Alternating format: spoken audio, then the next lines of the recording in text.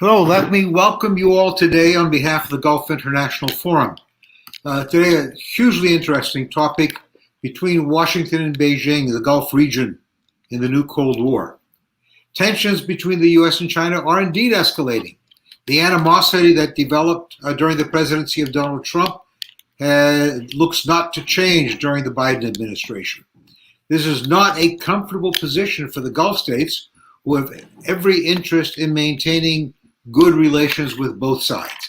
Even the term Cold War is loaded with threat. The animosity also comes at a time when China has moved more aggressively into the Gulf, albeit mostly in the economic sphere, without indication that it wants to assume a security role in the Gulf, while the US appears to have decided on lessening its presence in the region as it pivots once again, it says, towards East Asia. At the same time, the Gulf as a whole seems increasingly interested in better relations with China as a reliable and rich trade partner.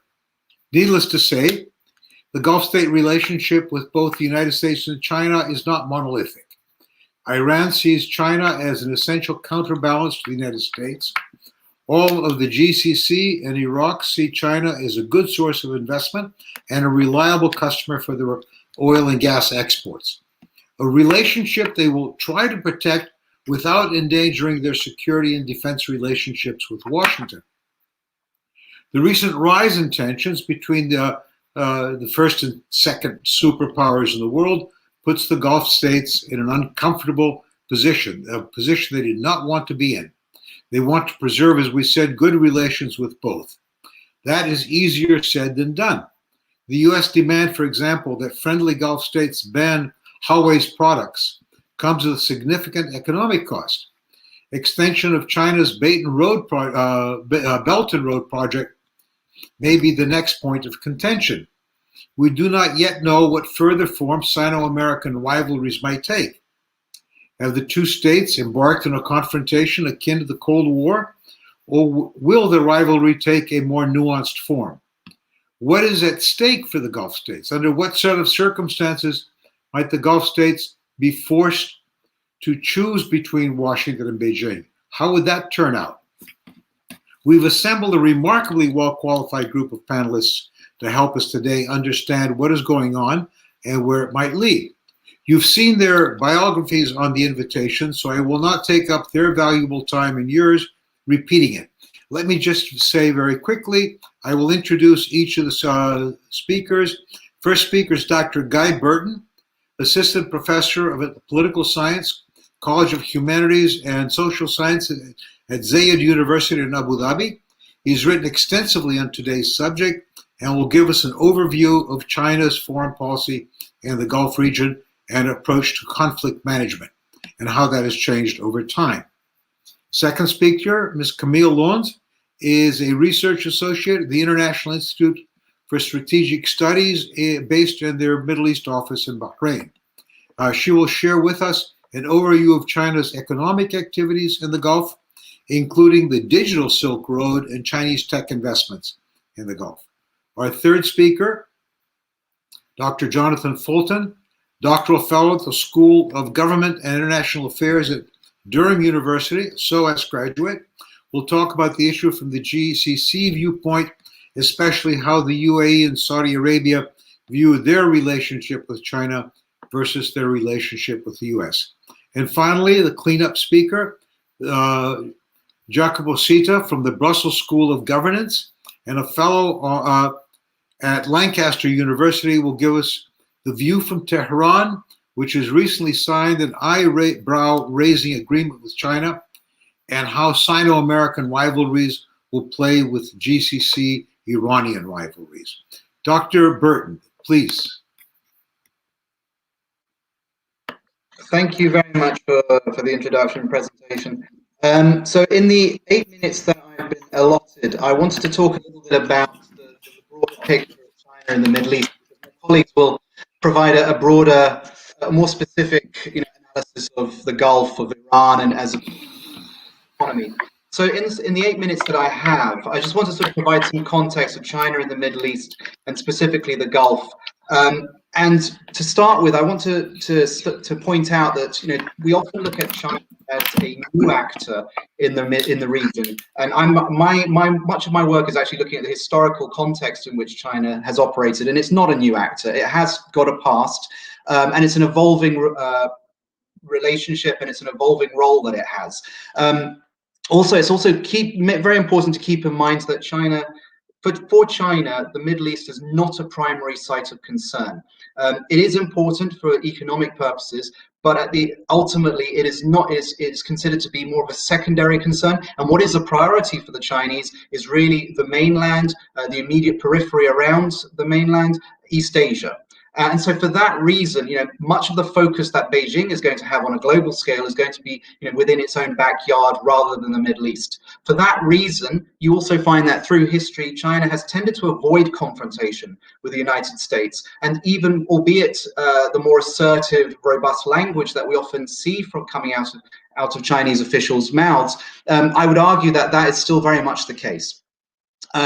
I would also say that there is a possibility that China's approach to the Middle East has been very much one of conflict avoidance, trying to not take too much of an active role in the political dynamics and the conflicts that are taking place in the region. Although I will argue that that may well be coming to an end.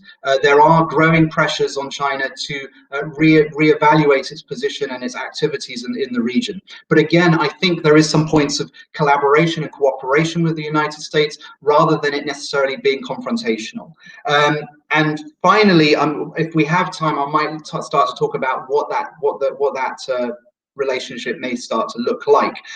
Very briefly, I had set out in this presentation, and I don't think I'll be able to cover all of it, but there are about 5 periods of Chinese engagement with the region that go back to the 1950s and 1960s. And it starts actually as a very politically oriented, very proactive role in favor of revolutions and insurgency, and in the context of the Gulf, a very sort of robust support for Arab nationalists like the Darfur rebellion that was taking place in Oman in the late 1960s. From the early 1970s, that starts to shift. China's activities in the region become less politically overt. They become more focused on diplomacy, establishing good relations where there hadn't been before. And this starts with the development of ties with Iran, primarily under the Shah, from about 1971 onwards. And this is interesting because China's diplomatic relations predate the decision to emphasize economic development. After 1978, what you see is the Chinese leadership coalescing around Deng Xiaoping and making the decision that China's focus should be primarily on economic growth and development. But so that very much complements the nature of the relationship that China had been cultivating during the course of the 1970s. So from the 1980s onwards, you see this primarily economic relationship. It's very commercial. And in the context of the Gulf, this also plays out in the context of the Iran-Iraq war, where China is providing arms to both sides. It is in many ways its main sort of route in. In the course of that, it's also had to cultivate relations with Iran, especially post the Islamic Revolution, and that continues in the form of nuclear cooperation. There is Chinese involvement in the nuclear program that Iran has through the 1980s and into the 1990s. Also, in the course of this, you find the Chinese maintaining at least a position of not wanting to become embroiled in the conflicts of the region, and particularly in relation to Iraq and the invasion of Kuwait, and as well as the 2003 war. China's position is very much trying to stay out of becoming too involved in that. From about what we have really seen is China's rise over the last 2 decades, and and it's worth looking at sort of China's engagement with that. It has been primarily economically driven, and in the context of this, China has also emphasized its position and relation to these countries as a fellow developing country, and that's sometimes caught up in the rhetoric. If you go back to the Iran-Iraq war, for example, the Chinese were very, very much criticizing foreign meddling as being the cause of war. And looking particularly to the United States and the Soviet Union for contributing to the conflict there. That very much puts China as an idea of an outsider looking in. I think that notion of foreign meddling has been there in Chinese rhetoric, official rhetoric, even through the course of the last decade, which has seen the Arab uprisings. However, I will argue that I think China is starting to come to terms with the fact that a lot of the causes of the conflicts in the Middle East are actually internal as much as they are external. Certainly, we see a number of proxy conflicts taking place, and obviously there's a number of areas that we can see Iranian and Saudi influence playing out, not necessarily directly with each other, but in other settings. For example, during the early stages of the Syrian civil war, in Yemen most obviously, but elsewhere as well. Competition for influence in Lebanon and other places. So there is a realization emerging for China that there are causes to these conflicts and dynamics to these conflicts which are not, you cannot simply be pinned on outsiders like the West, and that seems to be sort of becoming apparent in some of the ways that the Chinese have been responding to this. We've seen them talking about using the Belt and Road Initiative not solely as a project of connectivity, but also as a project of development cooperation. And I'm sure that Camille will talk a little bit about that. So you have heard sometimes a dialogue about the idea of peace through development, that Belt and Road can be a source of engaging these states, building up economic wealth and material wealth, and thereby overcoming some of the problems that are associated with underdevelopment. Similarly, in 2019, we saw China host a Middle East Security Forum to try and encourage dialogue between some of these, these actors which are in tension with each other. And most recently, during Foreign Minister Wang Yi's visit to the region last month, he launched a 5-point plan which is very much still at the stage of principles, but rather than specifics. But what is interesting is he is in that plan, he's talking about the Gulf as a particular area where there needs to be engagement in terms of trying to overcome the differences that exist, a proposal for a conference, a proposal for confidence building exercises, trust building, trust in terms of oil, ensuring that oil facilities are not attacked, as well as shipping routes. So there are some degrees of specifics, and the Chinese are talking about that. Now, the thing is, 5-point plan was very much overshadowed, I think, by a lot of the media commentary with regards to this proposed Iran-China deal, which I know that Jacobo is going to talk about. And I think I will leave it at that point to allow my colleagues to come in and to engage more specifically with this topic. So thank you very much. Thank you, Dr. Burton. Camille, floor is yours, or the screen is yours at least. Thank you very much. So thank you for having me, and Ramadan Karim to everyone. It's nice to see some familiar faces. So I thought that it would be nice to zoom a bit into one specific area of Chinese cooperation with GCC states, which is the high-tech sector and digital infrastructure. Because it's an area that is often a bit overlooked. The bulk of the economic relationship between China and Gulf states revolves mainly around energy sector. The BRI has also prompted some of the projects in the infrastructure sector as well.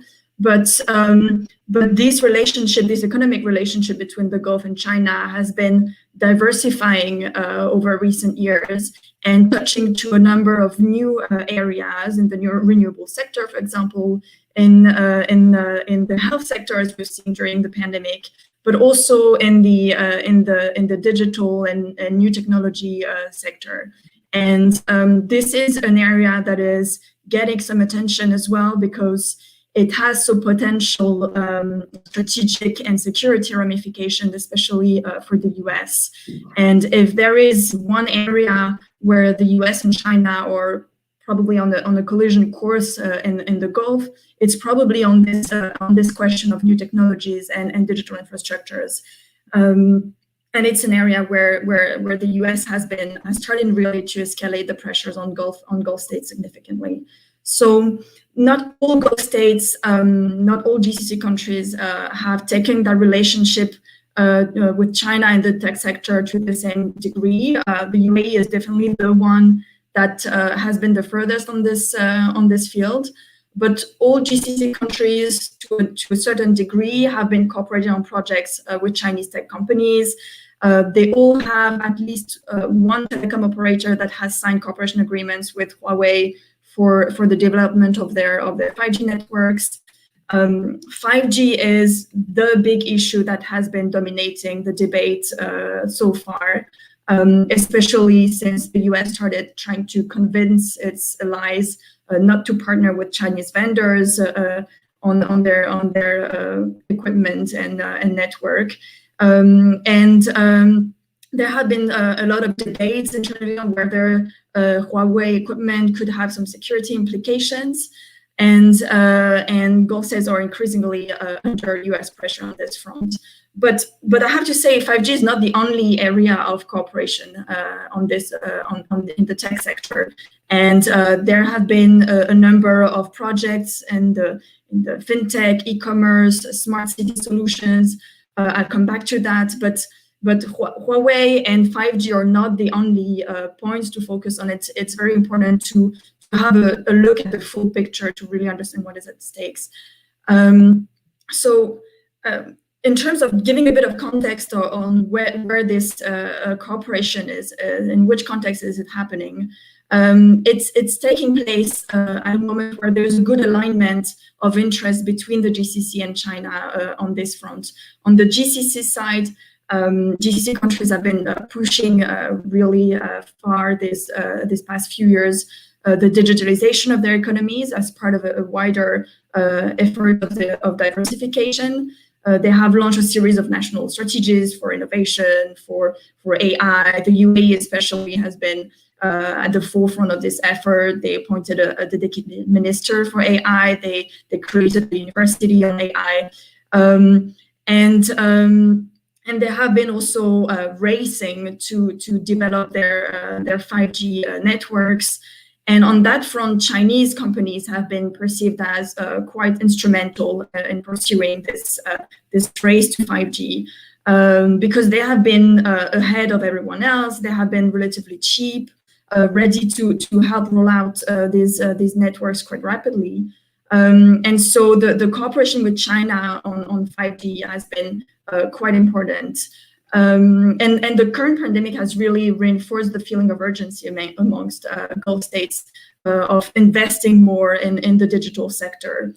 But actually, it goes beyond economic opportunities for GCC countries, because there is also a feeling among GCC policymakers that these new technologies could also unlock new capabilities in terms of state efficiency, but also population control.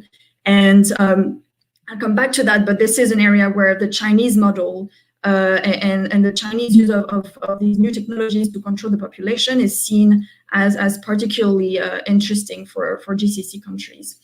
And so that was for the GCC side, but on the Chinese side as well, this is coming at a specific momentum because China is at a moment when they're trying to position themselves as a new global leader in the field of digital technologies.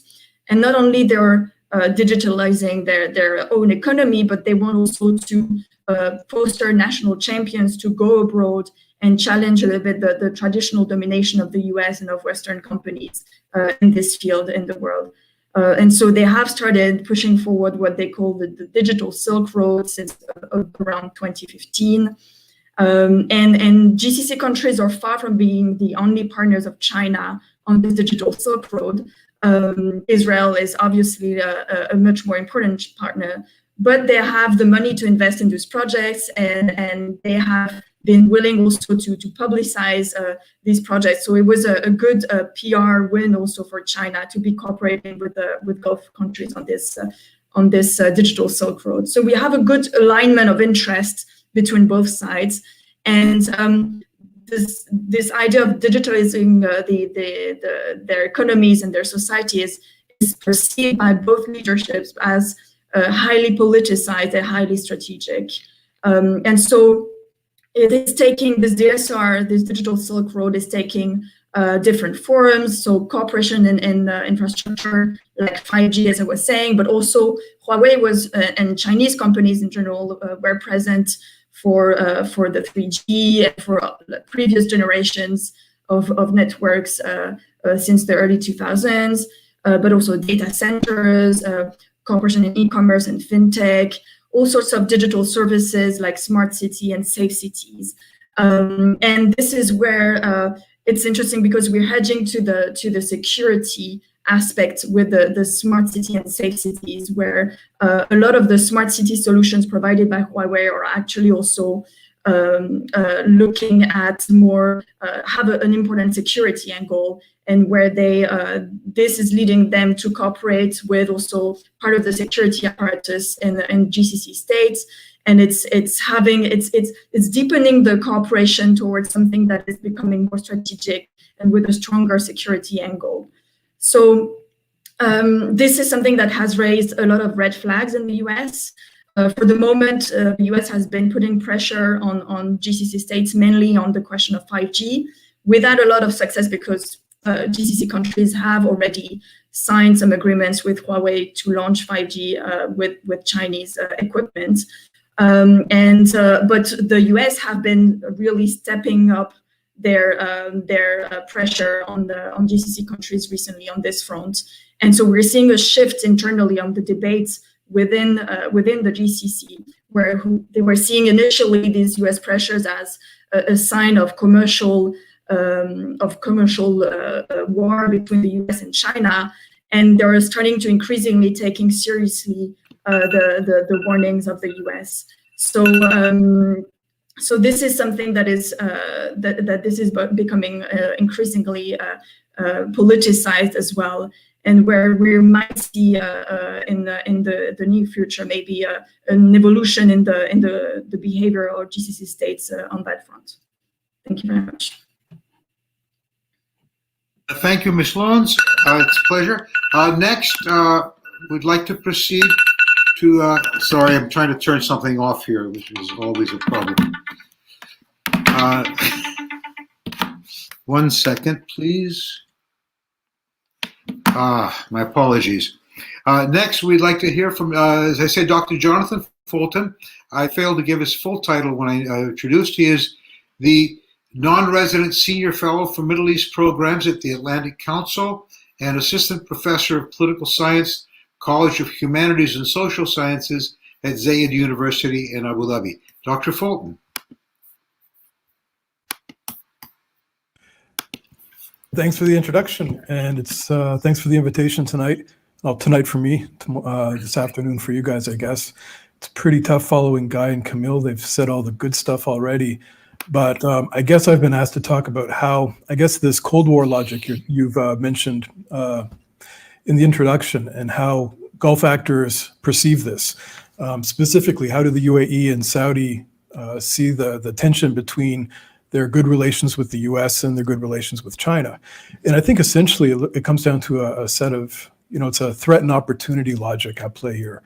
In terms of opportunities, working with China, as both Camille and Guy have already, quite aptly described, China's a major economic actor in the Middle East, but increasingly it's been a major developmental and political actor as well. It's making nascent steps towards a larger security role. And it's, of course, a tremendous market for the Gulf countries long term. So when they look at China, they see a lot of really interesting opportunities. And I think one thing that we can't dismiss is also the attractiveness of the China model, which is something that kind of has been diluted by maybe a lack of clear description. But if we take China's development as economic reform without political reform, that's something that's quite attractive to a lot of Middle Eastern countries. And GCC countries especially are among the few that have the resources and the state capacity to possibly take advantage of that. So there's a lot of opportunity when they see China. The threat, of course, is that the China-US relationship is really at its lowest point that it's been since they've normalized relations back in 1979. And one thing I think we all would do well to realize is that politics is always changing. We've been at a particularly unusual point for the past few years with, the U.S., of course, under President Trump, had a very different approach to China than all of his predecessors had. The Biden administration, of course, still has adopted a very competitive approach to China, but I think it's somewhat more balanced. You hear Secretary Blinken describe compete, collaborate, and confront when necessary, Whereas with the Trump administration, there didn't really seem to be a strategy in place, I would say. Now, this is important in the Gulf because if you look at China-U.S. relations in some parts of the world, like the South China Sea, for example, there's very little space where you would say that the two countries could possibly cooperate. They seem to be inherently competitive. But in the Middle East and in the Gulf, there's a lot of room for them to cooperate. Their interests actually line up quite neatly. Keeping the shipping lanes secure, keeping oil going out to global markets, creating a stable environmental order. These are things that both countries want. It's what most countries want. So I think what we can expect is there's opportunity for there to be some collaboration on this. And we could see during the Alaska summit in February when I think the Chinese vice foreign minister indicated that the situation with Iran has reached a point that made China very uncomfortable. He said this is something that China and the U.S. could work together on. We saw the American delegation agree to this, and then soon after, China's in Tehran signing this long rumored agreement that Jacopo will speak about. I don't think this is a bad thing for anybody. I think most Gulf countries have a pretty nuanced view of the opportunities that deeper Chinese engagement offers. It's a good thing, I would argue, for a power like China, with the leverage it has in Iran, to play a bigger role in trying to reshape Iran's regional behavior. And there's a very good article from Mohammed Bahroun, who runs the Bahuth think tank here in Dubai. He published with the Middle East Institute about 10 days ago. And I'd really encourage everybody, if you'd like a very deep and thoughtful Khaliji take on this, I would say go read Mohammed's piece. It's really quite great, just looking at how China's engagement with Iran is a good thing in the Gulf. Now, I realize I don't have a whole lot of time here, but the Cold War is something I get really excited about because I think it's really just quite sloppy. It's kind of like saying this is the way things happened back in post World War II, so that's the way it's going to happen post the unipolar moment ending. And I think there's been a lot of great analysis that shows why this isn't likely to be the case. The fact that the Soviets and the Americans had competing ideologies, they had economies that weren't at all linked up, that they were quite isolated, and they had different markets that they existed in. So there wasn't really any kind of deep engagement economically, whereas China and the US, of course, China's promoting an authoritarianism that's anathema to a lot of what the US wants to see in global politics, but economically there's a lot of room for them to work together. I think Ryan Haas has his new book where he describes it as competitive interdependence. And I think that's a useful framework for looking at it. I think they're going to compete. I think there's a lot of places where their interests aren't going to line up very nicely. But I also think competition is good. And I think countries in the Gulf, especially the UAE and Saudi, are happy to have options, to have two superpowers with interests in the region, both courting you, trying to develop a more active presence. This creates opportunities, and we've seen the UAE, I think, is taking advantage of this quite well. Now, as Camille mentioned, the digital realm is one thing where this can be a problem. And I think this is interesting because if you look at the way China's developed a Middle East presence, I think it's done this over the century quite carefully, quite cautiously, with the US in mind. When you look at the cooperation priorities, the Belt and Road Initiative, it doesn't talk about security. It seems it's designed almost as if to complement the existing order rather than challenge it. Then you see the 1+2+3 cooperation framework for developing relations with Arab countries.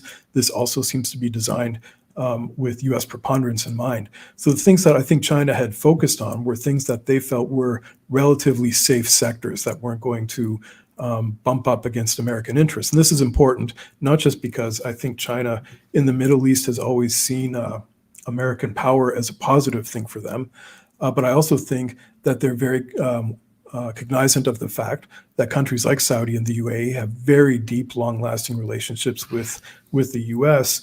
And were China to come in with a more aggressive regional policy, then that would put them in a bad spot. And it would limit China's potential to develop a stronger presence here. So I do think that right now the situation looks a little tough, But I also think that cooler heads will prevail because nobody wants to see the Gulf turn into a theater of great power competition. And I don't think the great powers want that to happen either. So I'll stop here, but I think there's a lot to talk about in the questions, and I look forward to that. Thank you, Dr. Fulton. Finally, our wrap-up speaker, Jacopo Sita from the Brussels School. The view from Tehran. How do Sino-American rivalries affect Iranian-American rivalries, or GCC? Mr. Sita? Right. Okay. Thank you so much, Ambassador, and thank you so much for the Gulf International Forum for having me today. Right. Okay. I'll start with a critique, which basically follow what Jonathan said. I'm not a big fan of this new Cold War narrative, and while I see why it is appealing, especially in DC, nonetheless, because the original Cold War ended up with the victory of the United States, so the force of good prevailing over the bad enemy that time was the USSR. So maybe, trying to portray this great power competition between the US and China as a sort of Cold War, as some sort of this feeling of the possibility to win again against the rival. At the end of the day, things are very different from the Cold War era. It's not my duty to say that China is not the USSR. And that the United States of today are not the United States of the Cold War. As Jonathan said, the level of interdependence, especially in the economic field between the two countries, has nothing to do with that between the United States and the USSR. And we can continue to find the differences between today and the Cold War. So personally, I tell everyone and tell myself that we as researchers, scholars, whatever we call us, we should not be lazy. And try to think about new theories, new ways to understand and explain the competition between China and the US, and try to describe it in a more meaningful way. Having said that, though, I don't think everything about or from the Cold War theories should be dismissed, though. And one of the things that we are witnessing right now that is quite similar, at least on a superficial way, from the Cold War, is that this competition has regional spillovers. So, of course, my colleagues have already mentioned that the situation is pretty hard in the South China Sea, but also even between China and the EU, there are tensions which are inherently related to this China-US competition on the global level. And I think in the Middle East, some of these spillovers of this competition are emerging.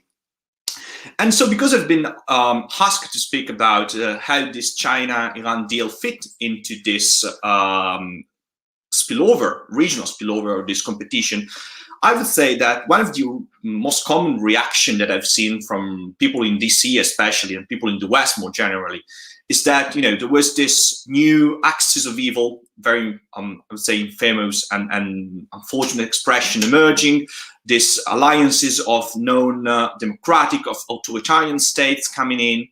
And so I think keeping this Cold War mentality in mind, the subsequent question is, after this deal between China and Iran, is there a sort of Chinese camp in the Persian Gulf emerging? And does it mean that China wants to bring this competition, this confrontation with the United States in the Persian Gulf? Well, my answer to this question is no, and I would go as far as saying definitely no. And I think there are two reasons that, at least two macro reasons that can be said about why this China-Iran deal is not the formation of a Chinese camp in the Gulf. And the first one is that this deal is nothing new. So, as Guy was saying, China and Iran established diplomatic relations exactly 50 years ago.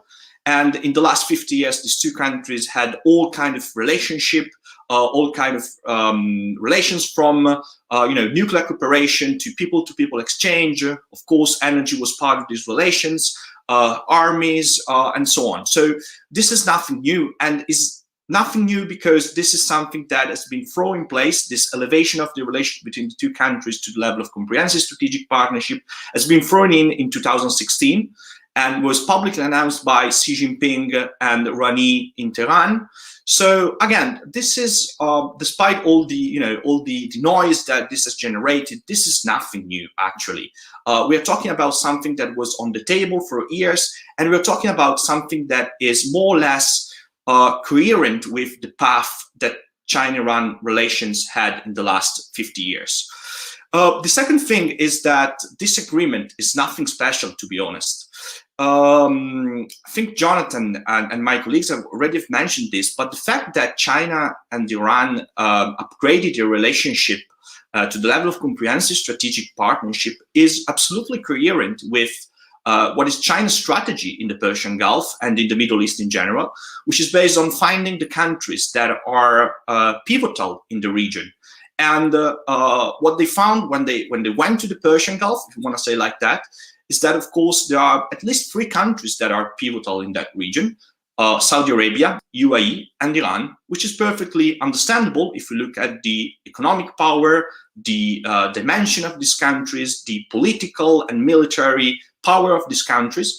And between 2016 and I would say today, they signed comprehensive strategic partnership with all of them. So Iran is not special for China, but Iran is coherently part of China's strategy in the Persian Gulf, and is no more special, no more interesting, no more important than Saudi Arabia and the UAE. So I'm not gonna talk specifically about this China-Iran agreement. I'm sure that this will come up in the questions. What I want to say is that there's definitely a US factor and a US-China competition behind this agreement. It's not all about the US, of course, but we can find at least 3 aspects that are related to this US-China competition here.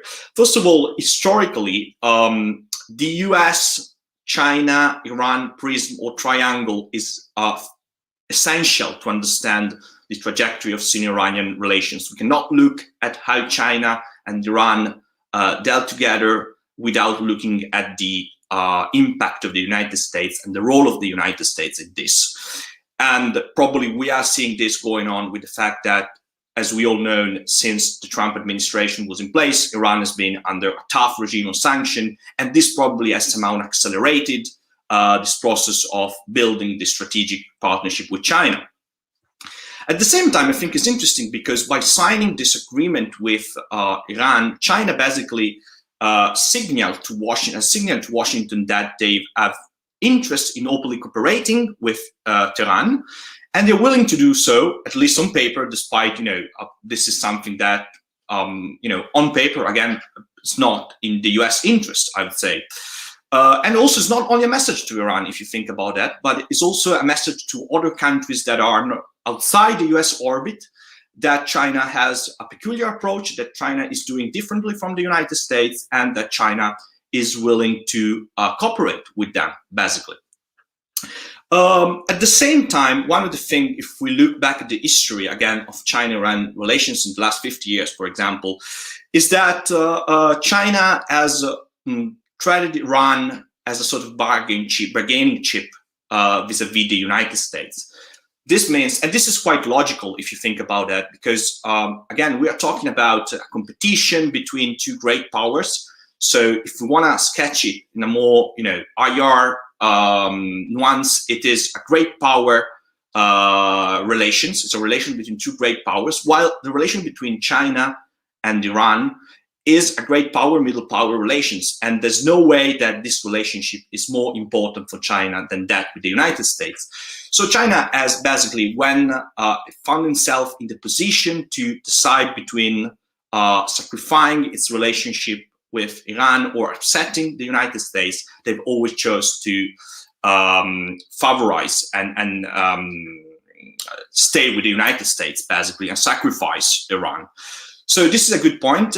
Jonathan already said something that was very interesting, which is that at the end of the day, both China and the United States ended up agreeing that a solution to the current nuclear crisis with Iran has to be found. And they both agreed that there's some sort of room of cooperation between the two superpowers to deal with this. We haven't seen this already with the JCPOA. I keep saying that one of the most interesting thing about the JCPOA actually was that it came out as a sort of agreement between all the nuclear powers, the permanent 5 members of the Security Council. And you don't often see United States, Russia, and China agree on something. So I think there's some room for the two countries to cooperate together on that.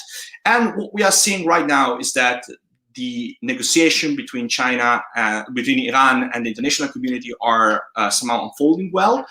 And I think, the China-Iran agreement, albeit indirectly probably, has played some role in this. So as Jonathan was saying, I agree with that. Probably this agreement is not that big news for the Gulf and for the security of the region. So I think I'll stop there, and thank you so much for having me. Jacopo, thank you so much. That was all for quite enlightening conversation. There was one issue that was alluded to only once very briefly, which I have always been interested in. China and India's relationship has deteriorated rather significantly in the last few months. And India is the major power in the Indian Ocean basin. It has its own interests, a very long and complex relationship with the Gulf states. So how do you imagine that the Gulf states' calculations are affected by the competition or the tension between India and China? I don't have a preferred answer for that. I'm sorry, a preferred person to speak on it, but could we try in the order in which we spoke originally? Thank you. Yes, if I may, that's such a good point. In response to your question there, Ambassador, about China and India, I mean, I've done a little bit of looking at this, in other work, and what is striking is the extent to which, in some ways the Chinese and the Indians have sort of managed to keep their rivalry, directly with each other, away from each other when it comes to the Gulf, when it comes to the Middle East. That said, I think you do see some aspects of maybe more fear on the Indian side rather than the Chinese side, and I think this sort of goes back a little bit to Jacobo's point about China and Iran, great power versus middle power relationship. If you think about India as more of a rising power and China as a risen power, you see a little bit of that, edginess in India in relation to the development of the Chabahar port in Baluchistan, seeing that as in competition with China's Pakistan economic corridor, which is supposed to sort of end up at Gwadar. Now there are a whole issue that's a whole other issue to discuss about the merits, the economic merits and worthwhileness of those developments. But certainly there is a sense and edginess in Indian security terms and with respect to the Indian Ocean and the Chinese presence. I'm not sure if it's there's also, of course, the fact that the Indian diaspora is much more substantial in the Gulf, and that's sometimes been portrayed as a source of potential soft power, but it's also a vulnerability to the Indians as well, as we've seen with COVID-19 and the inability of many of them to be able to work or to send remittances home. But certainly there is. I would argue that there is a point where maybe it's more of a concern on the Indian side than the Chinese side.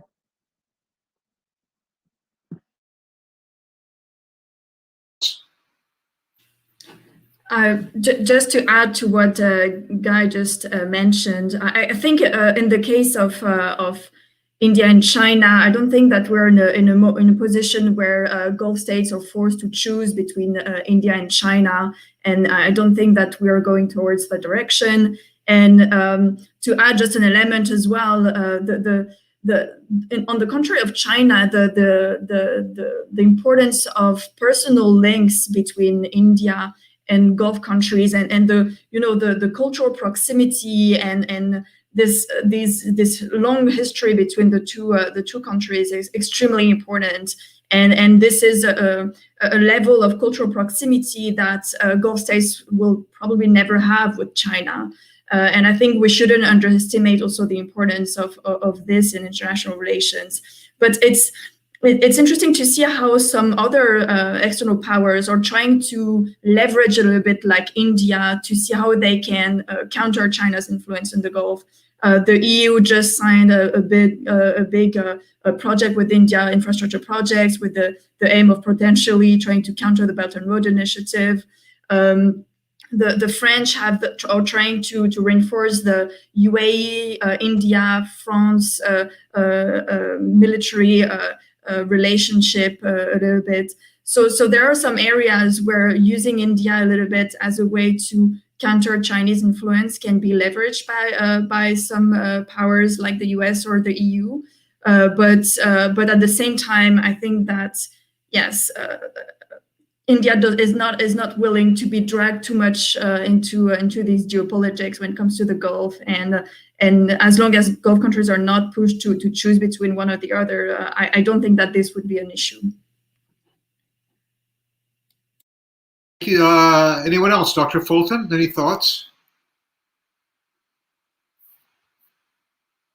I think you're still muted. Sorry, I was just saying I could talk about this one all night because I'm actually writing a paper about it right now, and I think it's a fascinating topic because, you know, I've written about this quite a bit, how I don't think that China's cooperation with Iran fundamentally alters the Gulf strategic landscape. It doesn't really change much, but it could fundamentally alter the South Asian security complex, you know, just because China's already deeply engaged in Pakistan with CPEC, which of course is a big threat to India. India and China have had a couple of border skirmishes, and of course they're competing across the Indian Ocean region. And India had long been working or trying to work with Iran in developing this corridor into Afghanistan and Central Asia. Now, if China takes Iran off the table for India, this could actually create a pretty difficult strategic situation for New Delhi. But the more I think about it, it's interesting just in how that affects the Gulf. You know, it always comes back to this region because in recent years, I've been asking people from Pakistan, what kind of FDI have you seen from Abu Dhabi, from Dubai, from Saudi into CPEC? You know, because China and Gulf countries are working very closely on a lot of things in the Belt and Road. It seemed like a natural synergy. But what they were saying was that there was actually very little Gulf money going into the China-Pakistan economic corridor, and a lot of that was because of Indian pressure. And India, of course, is a much greater economic opportunity for the Gulf countries. You've seen Gulf countries using India as leverage against Iran. You've seen India using Gulf countries as leverage against Pakistan, and it's a very, very complicated and fascinating chessboard to look at. And then when you bring in the Quad and look at that systemic level of US-China competition with the BRI and the Indo-Pacific, it's a big mess. It's really cool. I'm enjoying writing about this.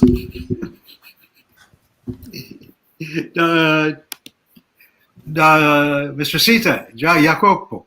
Yeah, no, I think I've nothing to add more than what my colleagues have said, and I share what Jonathan Fulton said, basically, that it's a big mess, and it's very interesting, and I look forward to reading his paper, which actually is part of a publication I'm editing, so I can only recommend to our readers to keep an eye on that, because it would be very cool.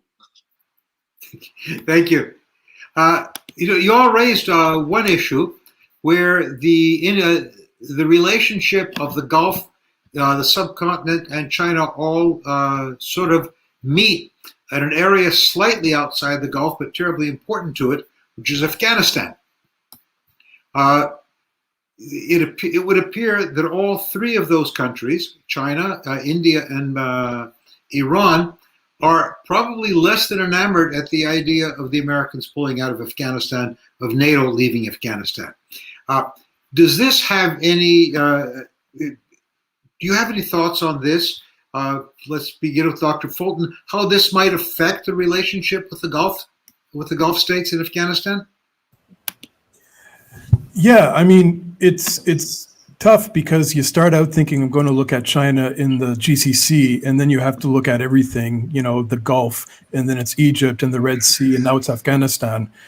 So I'm really behind the curve on this one, but I have been watching because, again, it affects so many regional powers. The fact that India and Iran have been cooperating for a long time in Afghanistan, and the fact that India shares a border with it, and that the Shanghai Cooperation Organization, where a lot of these countries are members and where Iran is an observing country, are all very concerned about the status of Afghanistan. So you'd have to think that if the U.S. does pull out completely, there's going to leave a vacuum where local actors are going to have to play a bigger role, whether this is some kind of Shanghai Cooperation Organization mission, which of course we haven't seen anything like this ever of it. It's really just kind of a talking shop. But all those countries have deep vested interest in what happens in Afghanistan. So I've always been very dismissive of what role Iran could play in this organization, but you could see a situation in which if Afghanistan becomes Central Asia, South Asia, and China's problem, then Iran is going to be a bigger actor. So I really don't think the U.S. is going to leave the way that they're describing, just because it would create much bigger geostrategic problems for them in the long run, I think. From your mouth to the ears of God, clearly I would rather not see the U.S. leave. But I don't know where the momentum of that is going. I'm not an expert on the area. Yeah. Anyone else, any thoughts on this? Yeah. Yes, if I may. So I recently followed that Yu Hongjun, the former Chinese ambassador to Uzbekistan, was talking in the media about the implications of the American withdrawal from Afghanistan. And what was quite striking was his statements that the West has a lot, owes a lot for the mess that they're leaving Afghanistan, and that he actually argues that the West still has a responsibility to make some kind of contribution, whether that's in the form of development assistance or aid, which is quite striking because this also goes against a lot of the Chinese rhetoric, which is to say that they want powers like the United States out. So there is, I think, sort of a concern within Beijing about what this vacuum would mean for them, because of course they have been to some degree under the radar, engaging in the region more primarily commercially and economically, but without having necessarily to provide any kind of security umbrella to that, which you also see as part of China's advance in the Middle East and in the Gulf more generally. I mean, that a lot of China's commercial advances has come without necessarily having to make the kind of security commitments that the West has done. And so I think that's also a point where worth exploring. But beyond that, it seems very clear. I think that what's quite striking is the way that the Chinese seem to be reacting to things rather than trying to be proactive, and that's often been the approach that they've taken when it comes to at least political questions and political commitments.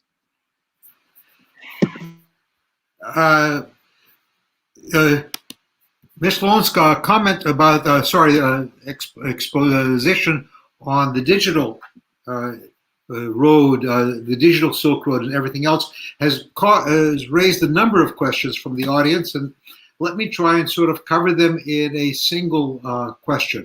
On the one hand,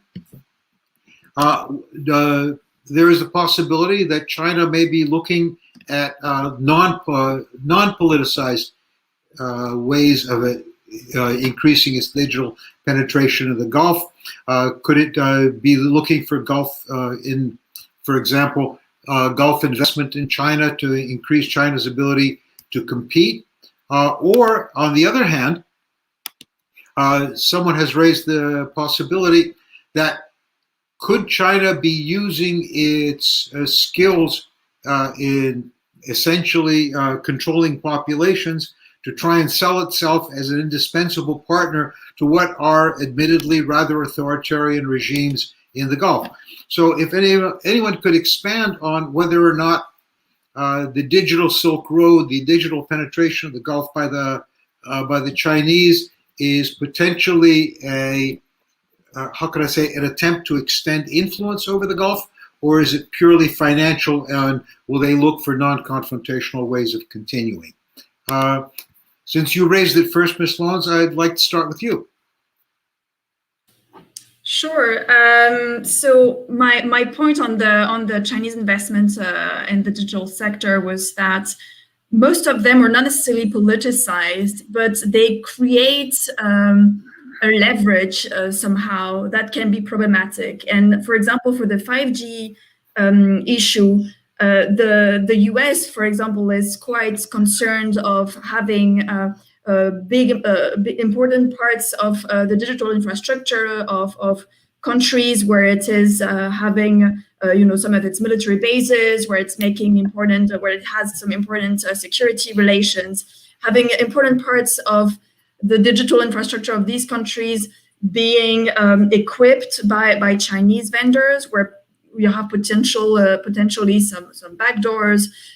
This is seen, for example, as problematic for the US. There is also like an element of just commercial competition as well, where when you have Chinese equipment and Chinese, like the ability for China to collect to a vast extent data in a number of countries, especially in developing countries. So it's not when you look at one Gulf country specifically, but it's just like Chinese companies' ability to be present in a vast amount of countries and collect data on the population of these countries. This gives them also some advantages in terms of developing the algorithms in the future, and in that sense, data should be seen a bit as the kind of like the new oil, and access to this data is becoming also increasingly important, not just in security terms, but also in commercial terms. So there are lots of elements of why this is seen by the US as potentially problematic, but the reason why it's been difficult for the US to convince Gulf countries or other partners not to deepen their relationship with China is exactly because it's actually difficult to make that security point very clear, and because the limit between what comes with a security risk and what doesn't come with a security risk is so blurry that it's quite difficult at the moment for the US, and also because they're not providing any alternative on 5G to what Huawei is providing. It's difficult for them to make that point because of that blurriness between the security side and the normal commercial relations. Along those same lines, China clearly is becoming a world leader in population control, and it appears that a couple of the Gulf countries, like the UAE, have embraced a bit of this, and the Israelis are either competitive or complementary to the Chinese in terms of the technology associated with population control. Does this, how can I say, does this give China a leg up in dealing with us? Anyone? Yeah, thank you. So, I mean, that's really good, a good segue in there, because I think, one of the problems that we face, I think, as researchers and analysts, is that we tend to treat China as a unitary actor, and we tend to sort of treat it in a monolithic way.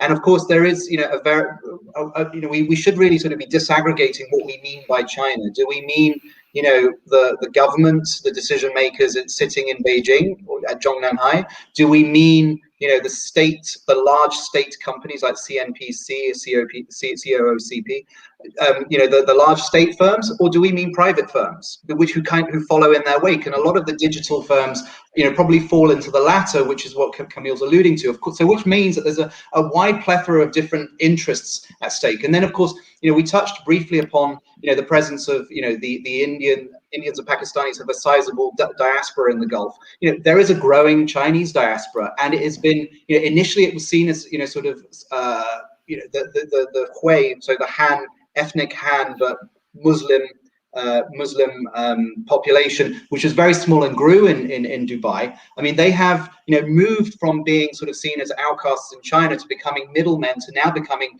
used by the Chinese government as ambassadors to project Chinese interests and Chinese culture. So we need to sort of disaggregate what we mean by China there. And I think this is also a question of, what does China, what does China want? Because I think we also see this in the context of the Abraham Accords with the normalization agreement between Israel and the UAE last year. I mean, certainly there's been quite a bit, I've seen quite a bit of sort of commentary coming out from policymakers in Washington that seem to think that this could potentially be a way of confronting and containing not just Iran, but also China. Whereas others say, well, actually, this could actually work to the Chinese advantage because, Chinese firms will now be able to, set up shop, in a place like Media City in Dubai and work with, Israeli firms on precisely some of the points you're talking about, surveillance technology. So, you can take it in a lot of different ways. And these different narratives are also present there when we talk about Belt and Road, partly because the Chinese have been so, general and vague in what the concept means that it can be interpreted in a lot of different ways. Yes. Just a quick thing. I don't have much to say, really. One thing I would say is Camille was part of a really great report from IISS a couple of months ago on China's digital footprint in multiple countries that was really, really valuable. But another thing I'd recommend everybody read is there's a fantastic article in the Financial Times this week about Jack Ma and how he's kind of disappeared. And I think this also is something to consider, is that within China, these tech companies have amassed a tremendous amount of power. And this is increasingly being seen as a political problem for the CCP. When a group of private companies have more power and influence than the party, then those guys are going to get their knuckles rapped pretty fast. And we're seeing that happen. So the same dynamic might be something that countries around here start to look at. Do they want to see this much data in the hands of small groups of people? These are countries that are notoriously well known for not liking to share a lot of power and information and the different elements of power. So I think the China tech is fascinating, and I think there's a lot of layers. And I would say, really we have to be looking at how actors in China are talking about this as well, because it's going to have a big impact on how their foreign policy feeds into it. Thank you. Let me go on to, there's a whole bunch of questions that have come in that if we try to ask each of them individually, we'd run out of our time. So let me try to put the ideas together. They all pertain to the tension, to what is the potential confrontation between the United States and China worldwide. For example, why have the Chinese made a lot of visits to the region? Secretary Blinken has yet to show up. Does the Chinese posture truly threaten U.S. interests? Let me put this together in a way that I've been thinking. Instead of the crisis of worsening tensions growing out of the Gulf, if tensions between the United States and China worsen elsewhere, worsen closer in East Asia and the Western Pacific, is there a possibility, and if so, how would it develop? Is there a possibility that either China or the United States might try to hurt the other's interests in the region, and how would they go about doing it? May I? Yes, please. So no, just a very general point, because the question about why Blinken has not gone to the Middle East so far, and we had a couple of visits from Chinese top level officials. Wang He visiting the region 1 month ago, more or less. This is interesting. I think this is a good point. It's a good point because it shows that China is very good at selling itself in the region and beyond, in a sense that my understanding and my feeling is that they are very smart and they have this broad vision, which sometimes is a little bit, as Guy was saying, when you think about the Belt and Road Initiative, when you think about all these tools they have, they are large enough and comprehensive enough to be played in their hands as much as they want, and to be transformed in different things. The best example of this is how they basically bring back this idea of the health Silk Road with the COVID-19 crisis, which was something that was not invented after the COVID-19 crisis, was already there, but they've been able to, reframe somehow part of this Belt and Road Initiative narrative, which probably will experience some setback from the investment point of view because of the crisis and so on. They've been ready to reframe it in this health Silk Road. So the feeling is that they are very smart and they have this long-term vision which plays well in their hand, which is something that for many reasons, the simple fact that the United States are a democracy, that there's been this disruptive presidency 6 months that ended 6 months ago, and now the new presidency is trying to rebuild everything and try to present a new approach, is somehow making the effort and the image a little bit less appealing, I would say. While at the end of the day, especially, there's all this huge, I think, myth of, huge Chinese investments in the Gulf. Yes, there are huge investments, but if we confront them with that coming from Europe and the United States, well, this is something that should be, leveled somehow.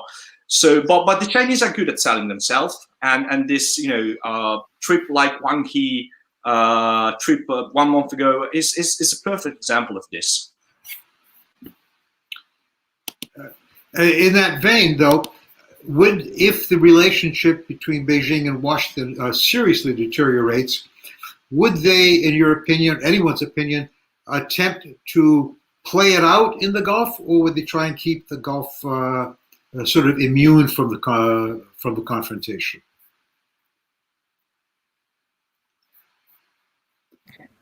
If I may, I think this. I mean, there is always, I guess there is the potential for each to hurt the other, but, obviously it probably wouldn't be done in a direct way. It would probably be done more indirectly. But then, of course, you've also got to factor in, as I pointed out in my presentation at the start, I don't see the Middle East as a primary, site of concern for the Chinese. So, if there is if the Middle East becomes a risk, if this becomes a space for confrontation with the United States, it's easier to just cut it off. I think we also need to keep in mind that, the rivalry that exists between the Chinese and the United States is not necessarily peer-to-peer yet. We're not talking about, two equal level, powers. I mean, the Chinese presence in the Middle East is still primarily a commercial one. There is no, the scope for any kind of, military presence is very, very limited, very remote. So I think that, so the prospects of some kind of, conventional, traditional state-to-state confrontation, very unlikely. And like I said, I think, you probably see the Chinese, cut their losses rather than sort of confront the United States in the Middle East.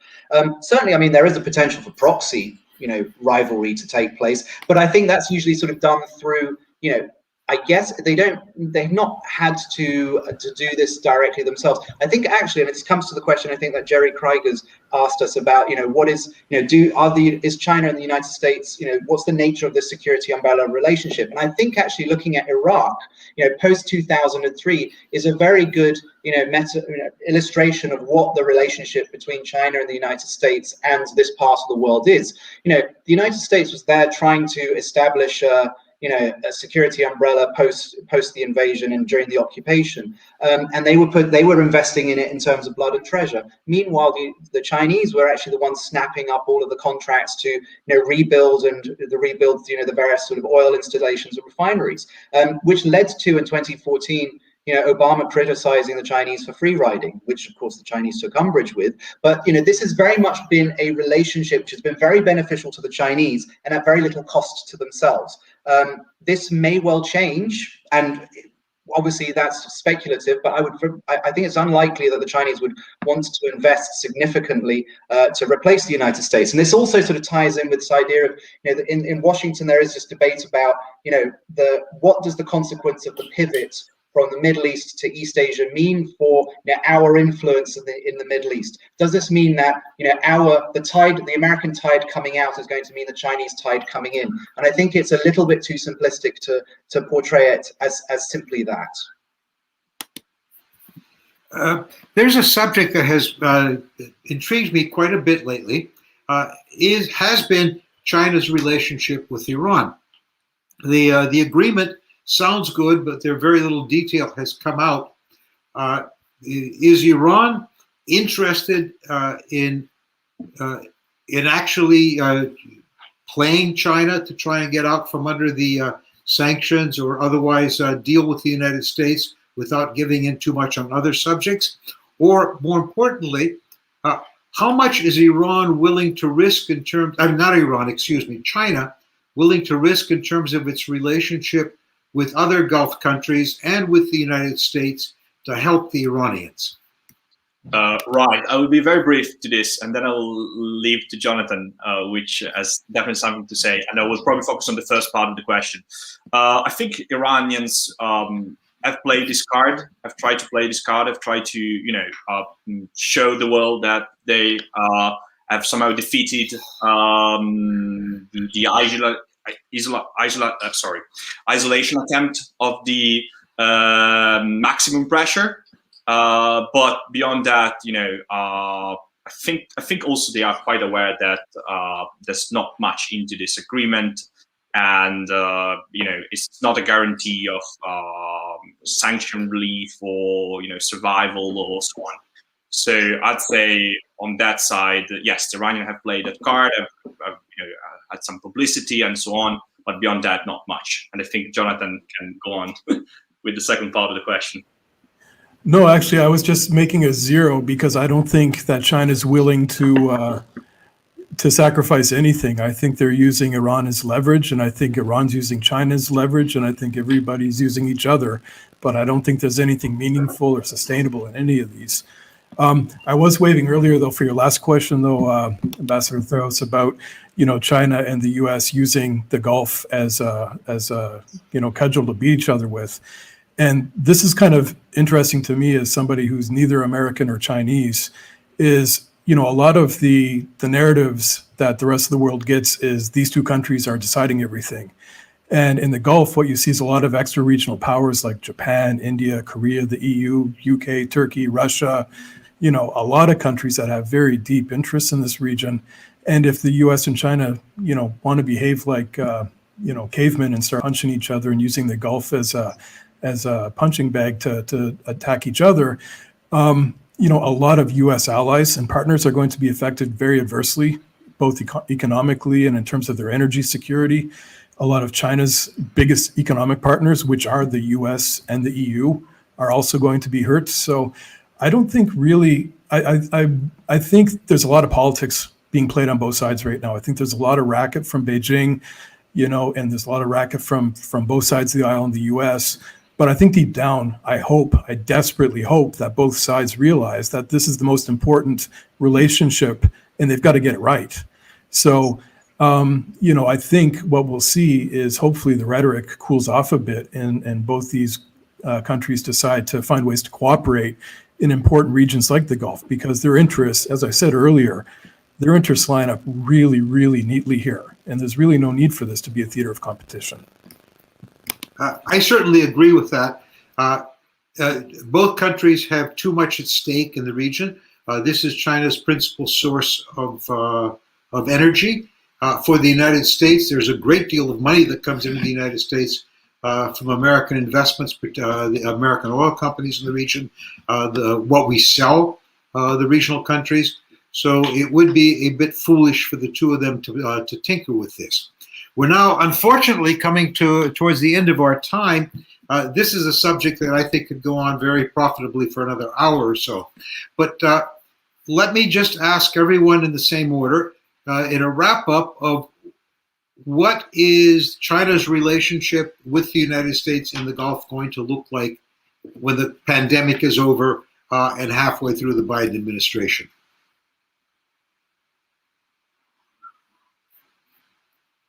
So I would say that I reiterate what Jonathan's just said, that there's actually a lot more for them to cooperate on. And I think you're starting to see that in the context. Maybe they won't necessarily be sitting down and trying to chair joint meetings of security resolution, but you are starting to see the Chinese recognizing that that tensions, rivalries, and conflicts in the Gulf, and especially between Iran and Saudi as sort of two of the primary powers there, is problematic, and that there needs to be some solution to overcome that. And you're seeing that in the context of things like the 5-point plan, which we really haven't talked about, but I think this is one to watch. The principles are there. The question is, what does this mean for China to move from having been primarily a commercial actor into a more politically engaged, security provider? What role can it do? What kind of actions will it need to take? And will there actually be space for that? We talk about the fact that there is this rivalry between the Chinese and the Americans, and yet there is scope for cooperation. It's going to be a hard balancing act to achieve, but I think there is space for them to be able to do it. Thank you. Ms. Lawrence? Yes, I'll use this concluding remarks time to come back to the earlier question on whether China would translates its rivalry with the U.S. that it has in the South China Sea or in the Asia Pacific into a more direct conflict in the Gulf. I personally think that this is relatively unlikely because of all the reasons that we have mentioned. But the question should be, and I think it would be interesting to watch that more closely as well, but to what extent China can weaponize its relationship with both countries or Middle Eastern countries to advance its interest on international forums, for example, that it has against the US in the Asia Pacific. And it's interesting to see also how quietly China has been able to use some of its influence with some of these countries to gain more support on international forums, slowly on some of its interests, and that is, I think, something to watch also quite closely. Dr. Fulton? So it's interesting. I've been watching the China-Gulf relationship for quite a while now, and it just seems to have gotten sexy the past couple of years. And one thing I've noticed is that, I used to kind of complain that nobody's paying enough attention, and I thought it was important, and now everybody's paying attention. And one thing I found is that the sophistication of thought and analysis has been really impressive. It seems that folks both in Washington and Beijing have gone from 0 to 60 really, really quickly, and that gives me hope. I did an event at the Atlantic Council in 2019, which of course seems like a long time ago now. But one of the things we talked about was how, we had the China people in Washington, we had the Middle East people in Washington, but those groups never talked to each other, and nobody really understood how these things were translating across regions. And I think that's changed. So, you asked me what things will look like in a couple of years post-COVID, halfway through the administration. Political scientists are notoriously horrible at giving predictions. We're really, really bad at it. But one thing I imagine is that some good folks on both sides have been talking to each other more. And hopefully what that means is they're going to get a more sophisticated understanding of what each side is trying to do. There might be talk about standard setting. There might be some kind of agreement on standard setting on digital issues, because I think both sides realize this is very important and neither side is going to just walk away. Even just the conversation about Iran that we're seeing right now, this is something we wouldn't have expected a couple of years ago. So, I'm an optimist. I wouldn't be doing this if I was all doom and gloom. And I think in a couple of years we might actually see ourselves a little closer to a more comfortable position. And Jacopo? Yeah, sure. I may be a little bit biased, but I would say let's look how the nuclear talks unfold. Basically, I think this is a turning point. It's a turning point for the region, and also is something that is probably resulting, as we are seeing, in some direct talks between Saudi and Iran. So there's a lot going on. And I think, if we look at that and we see that this real progress has been made, and we see that China and the US are able to cooperate effectively on that issue, I think this will be a good sign for this great power, this spillover, or this great power competition in the Gulf.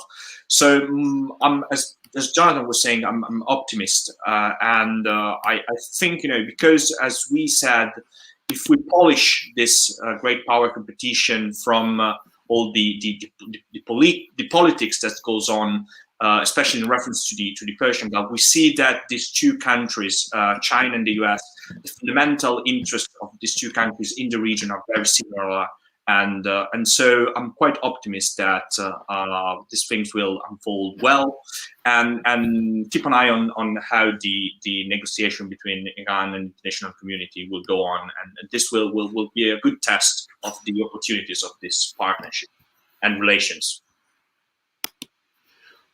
Well, thank you all very much. I mean, we're all finishing up on sort of an upbeat note. If this were that last century before COVID started, I would ask at this point, ask our audience to give a rousing hand to our panelists. They have done a magnificent job. I wish we could have kept them around for another hour. But in the meantime, thank you all for attending the Gulf International Forum's program on the United States and China and the Gulf. And see you next week, same time, same station. Thanks again.